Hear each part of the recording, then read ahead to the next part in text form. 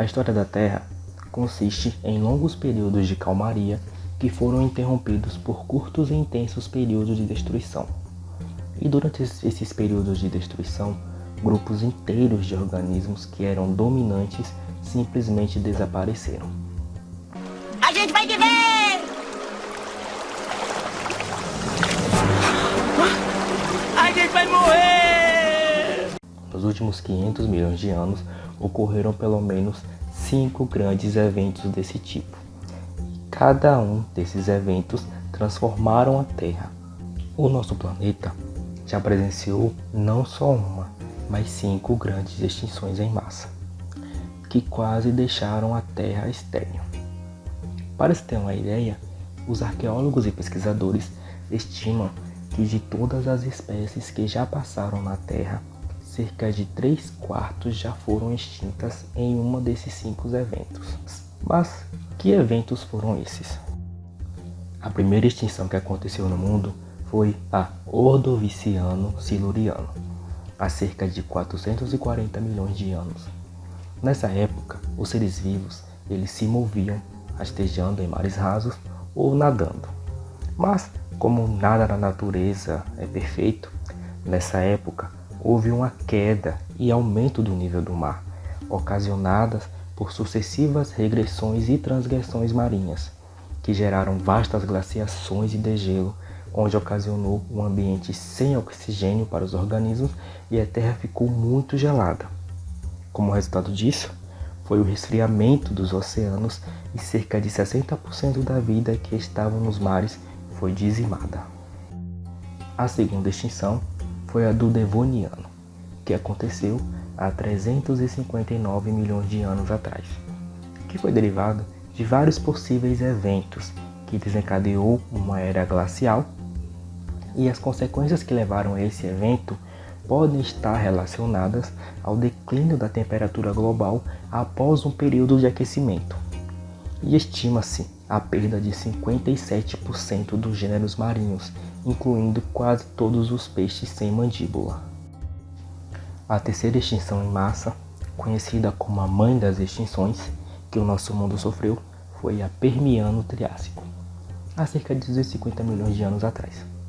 Essa extinção ela dizimou cerca de 70% da vida terrestre e 95% da vida marinha, onde uma infinidade de gases vulcânicos provenientes das erupções dos vulcões da Sibéria levou a um aquecimento global que, devido ao aumento de gás carbônico na atmosfera, deixando-a tóxica, proveniente desses gases do vulcanismo, destruíram a camada de ozônio, fazendo com que a temperatura do nosso planeta aumentasse.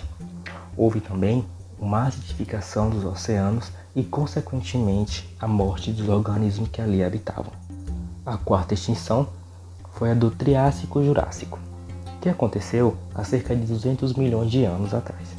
Com a abertura do Oceano Atlântico, grandes derrames de larvas ocasionou um novo aquecimento do planeta devido à liberação de gás carbônico pelas erupções, onde aumentou a temperatura da Terra e cerca de 80% das espécies que tinham o oceano como habitat natural foram mortas. A quinta e última extinção mais recente do mundo, e talvez a mais famosa delas, foi a Cretáceo-Paleogeno, que aconteceu há 65 milhões de anos atrás. Apesar de muitos dinossauros terem sido mortos na extinção anterior, eles se adaptaram muito bem durante os 135 milhões de anos seguintes. E nesse tempo, eles cresceram e se tornaram os seres que dominavam o nosso planeta. Só que aí vem aquela velha história que todo mundo sabe, que um asteroide vem e colide com a Terra.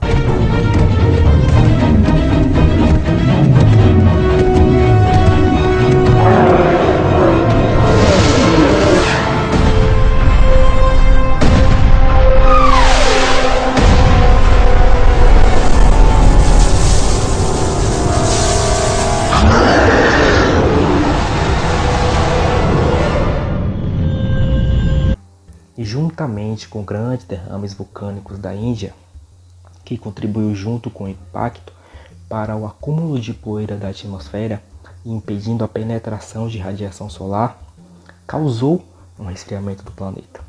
O vulcanismo também mudou a química dos mares e o aumento da temperatura, ocasionando extinções no meio marinho, que causou não só a morte dos dinossauros não avianos, mas também de muitos outros seres vivos. E até então, essa é a teoria mais aceita para essa extinção. Agora, eu pergunto a vocês, será que estamos vivendo uma sexta extinção em massa? Um dos argumentos fortes por estarmos passando por uma extinção em massa é a alta velocidade em que espécies estão se extinguindo. Estima-se que hoje a taxa de extinção é 1000 vezes maior e o número de espécies que são extintas a cada dia só aumenta. E isso pode estar ligado ao uso que o ser humano faz do território do planeta, não apenas ocupando os espaços, mas também fazendo trocas, onde leva animais de um lado para o outro, causando assim uma série de problemas. A mudança de espécies de um lugar para o outro causa um impacto destruidor que desequilibram as populações locais, tornando difícil identificar quais espécies são locais e quais não são. A taxa de extinção de espécies muito alta, da mesma forma que foram nas outras extinções, levou cientistas a pensar se estamos passando por uma sexta extinção em massa. Desde o ano de 1500, 332 espécies foram extintas, mas agora o processo parece que acelerou e pesquisadores descobriram que a população de quase 1/3 das 27.600 espécies, incluindo mamíferos, aves, anfíbios e répteis, estão encolhendo em termos de número e alcance territorial. E essa queda populacional não acontece apenas entre os animais com risco de extinção, mas também entre espécies que não tinham tanta atenção. Por exemplo, hoje existem cerca de 400 mil elefantes no continente africano, enquanto que no século passado eram mais de 1 milhão. Tomando como base as grandes extinções do passado e percebendo que todas elas estariam ligadas a mudanças do clima, o que estamos fazendo para mudar e para evitar uma sexta extinção em massa? Um dos principais problemas que temos atualmente é o aquecimento global. Ele esteve ligado aos últimos eventos de extinção em massa. E sabemos que nós estamos esquentando o planeta em uma velocidade nunca vista antes na história da Terra, devido às nossas atividades que liberam muitos gases de efeito estufa, e o principal deles é o gás carbônico. Uma das formas de mitigar o aquecimento global e suas consequências são a redução de emissão de gases de efeito estufa, principalmente diminuindo a queima de combustíveis fósseis e o desmatamento. Uma das formas de evitar a queima desses combustíveis são a utilização de fontes de energia limpas, por exemplo, uma energia solar, eólica, a biomassa, além de evitar o desmatamento e fazer reflorestamento de áreas desmatadas. O principal acordo mundial para combater o aquecimento global é o Protocolo de Kyoto, uma emenda à Convenção das Nações Unidas sobre a Mudança do Clima, negociada em 97 em Kyoto, no Japão, onde foram definidas metas concretas de mitigação para cada país signatário. Tem também o Acordo de Paris, que é um tratado no âmbito da Convenção das Nações Unidas sobre a Mudança do Clima, que rege medidas de redução de emissão de gases de efeito estufa. Ocorreu no Brasil, em 1992, o Rio 92, que foi um grande encontro mundial para falar sobre as consequências da ação humana no planeta. Nessa conferência, os cientistas se juntaram, onde eles avisaram a humanidade com uma lista de ações que seriam necessárias a serem tomadas, e esta lista foi um documento assinado por 1.800 cientistas, que nessa época eles listavam ações que teriam que ser tomadas pela humanidade para evitar uma sexta extinção em massa. Mas, se reparar o que foi feito desde essa conferência no Rio até agora, a única coisa que conseguiu resolver no planeta foi parar de danificar a camada de ozônio.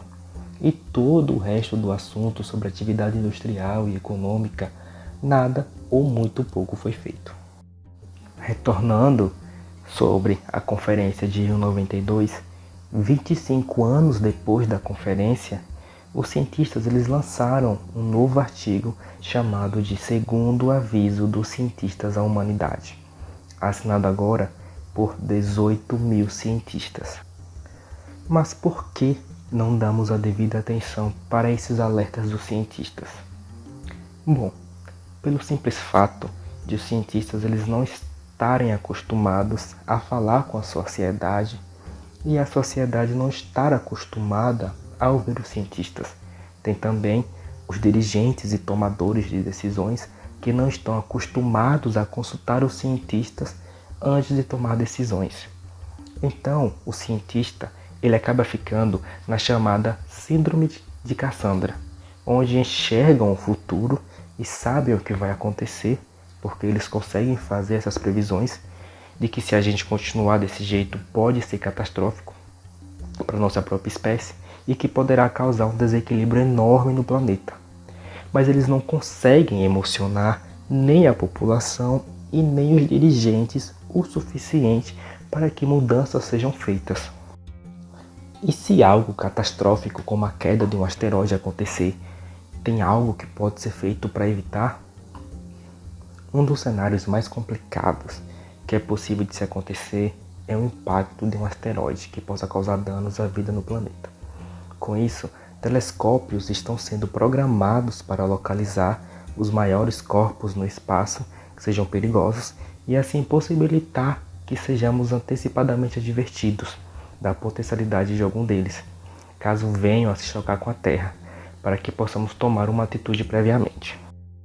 A melhor ideia até o momento não é explodir o corpo celeste, como o cinema já explorou várias vezes. Isso geraria uma chuva de detritos na atmosfera. A NASA ela propõe enviar uma sonda em alta velocidade contra o corpo em uma determinada posição, para que ele venha a mudar a sua trajetória. E mesmo que o corpo seja muito grande, qualquer pequena mudança em sua trajetória já livraria a Terra de uma grande catástrofe. Uma outra ideia para evitar a extinção de espécies vegetais, principalmente utilizada na alimentação humana, foi a construção de um tipo de Arca de Noé, na Noruega, que é um cofre subterrâneo no Círculo Polar Ártico para a preservação de sementes das mais variadas espécies do mundo, em um ambiente que é controlado e de clima frio. O cofre foi construído em uma ilha debaixo de uma montanha na região de Svalbard, local esse que é protegido do aumento do nível do mar, explosões nucleares e atividades geológicas, sendo um local seguro que, se por acaso venha a acontecer uma catástrofe ambiental, poderá utilizar as sementes que lá estão armazenadas para iniciar novos plantios. Bom, se não estamos vivendo uma sexta extinção, estamos sendo encaminhados para uma. Temos a ideia de que o planeta está sofrendo, mas na verdade quem vai sofrer é o ser humano. O planeta ele passou por isso 5 vezes e ele vai se adaptar e se arrumar diante de uma sexta extinção. Agora o ser humano, não posso dizer o mesmo. Se já estiver dentro de uma sexta extinção, não se tem muito o que ser feito, mas acredita-se que não estamos vivendo uma sexta extinção e com isso ainda pode ser feito algo para mudar essa situação, porque diferente de uma rota de asteroide, ainda podemos mudar o rumo. Mas para mudar esse rumo, precisamos definir políticas públicas globais e que possam ser implementadas com os governos de cada país. Mas isso precisa, além de pressão popular, precisa de informação para chegar na população, para emocionar essa população, para que ela pressione o governo e a gente tenha a implementação de políticas públicas. Uma das iniciativas seria a diminuição da população humana, sendo uma das causas apontadas na Conferência do Rio 92 e 25 anos depois no artigo lançado pelos cientistas, sugerindo que o nível de crescimento da população fosse estabilizado e mantido de maneira sustentável, mas De 92 até os dias atuais, a população humana aumentou 25%. Mas essa ideia de diminuição da população tem dificuldades práticas, porque como se conscientiza toda a população mundial de que isso é um problema? Como se vai prover educação para as mulheres do mundo inteiro que precisam ter acesso a métodos anticoncepcionais, onde vai de encontro com algumas religiões que levam a sério o mandamento de procriar? Porque entra em um problema ideológico, porque precisa informar uma população de como evitar a procriar. E por outro lado, tem uma população que acredita que deve procriar de acordo com a sua religião. Então, a solução para evitar uma extinção em massa não é abrir mão de tecnologia, e sim desenvolver alternativas. Pequenas coisas podem ser feitas para evitar que o nosso planeta sofra com extinção em massa. E vou deixar aqui na descrição desse vídeo um link do site das Nações Unidas para o Brasil, a UniquiRio, onde eles elaboraram um guia com pequenas coisas simples que todo mundo pode fazer no dia a dia, para que assim possamos evitar uma sexta extinção em massa. O que estamos vivendo hoje, que no caso é uma pandemia global, é um outro exemplo de que não ouvimos os cientistas, pois já fomos avisados sobre uma possível pandemia há cerca de 30 anos atrás. Condições que poderiam resultar na introdução de novos patógenos potencialmente devastadores, como mudanças climáticas, urbanização desenfreada, proximidade de humanos, animais selvagens ou rurais, aos quais podem se tornar reservatórios virais, foram alertadas. Mas muitos acharam que a pandemia seguinte seria causada apenas pelo vírus da influenza, que não parece nem um pouco catastrófico, né? Gripe? Todo mundo pega isso todo ano.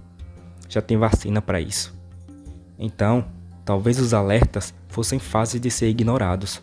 Como é só uma gripe, ou uma gripezinha como todos falam, não deram tanta atenção assim para esses avisos, né?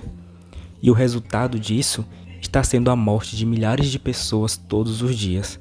Então, não é tarde ainda para passar a ouvir os cientistas, caso a humanidade ainda queira ser a espécie dominante desse planeta. Eu encerro esse vídeo de hoje com uma mensagem do sociólogo Herbert de Souza, mais conhecido como Betinho, onde ele conta a história do beija-flor e a floresta. E eu espero que cada um de vocês entendam essa mensagem e façam a mesma coisa que o beija-flor fez, que foi proteger o seu lar. Então, protejam o nosso.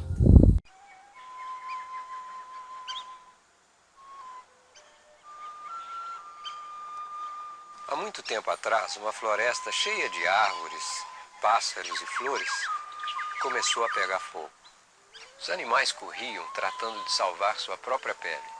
Foi aí que um leão parou ao ver que um beija-flor pegava a água do rio, jogava no fogo e voltava para o rio.